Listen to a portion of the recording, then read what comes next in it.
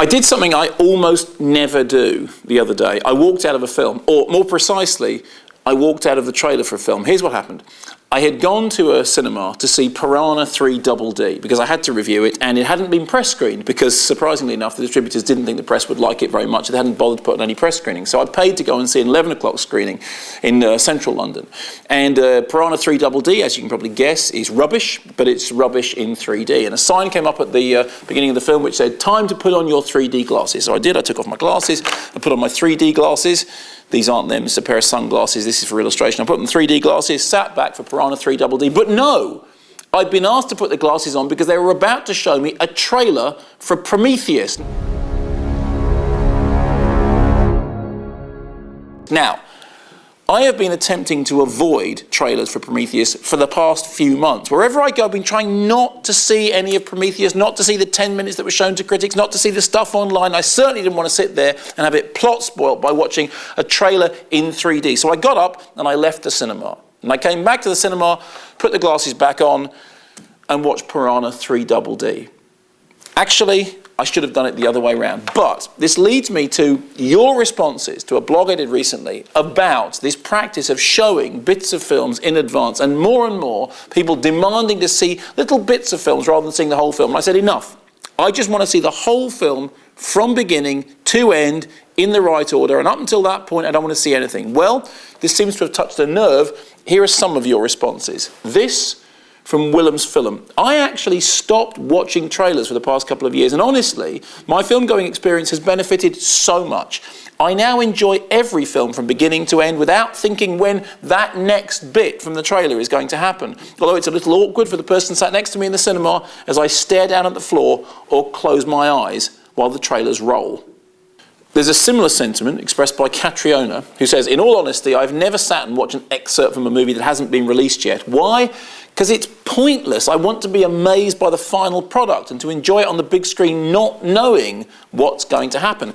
Having said that, however, I do love the trailers at the start of the movie. It gets me hyped up for the next cinema trip, and many of you have said this. And the fact is, I think we all have to admit, there is often a pleasure in watching trailers, particularly if the trailers are inventive. Several of you cited Stanley Kubrick's trailer for The Shining. You remember that? It was just the scene of the lift doors opening and the tidal wave of blood coming out. Gave away almost nothing about the film, but an absolutely brilliant trailer. Also, the trailer for Eyes Wide Shut, very interesting. I would say better than the movie.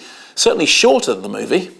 So I think we can all fess up to a certain enjoyment of trailers, but excerpts a rather more thorny issue. Space Odds points out that you have to thank Francis Ford Coppola for this idea of excerpts and works in progress, since he was probably the first director to use this practice when he previewed an uncompleted version of Apocalypse Now at the 1979 Cannes Film Festival to great fanfare. And Avon Barksdale says, "You're right, but in the case of The Dark Knight, audiences were shown the opening scene and the reception was very positive. It temporarily satiated the fans' crazed hunger while not giving away too much. These 6 to 10 minute teasers should do just that. Tease the film. No major judgments or reservations.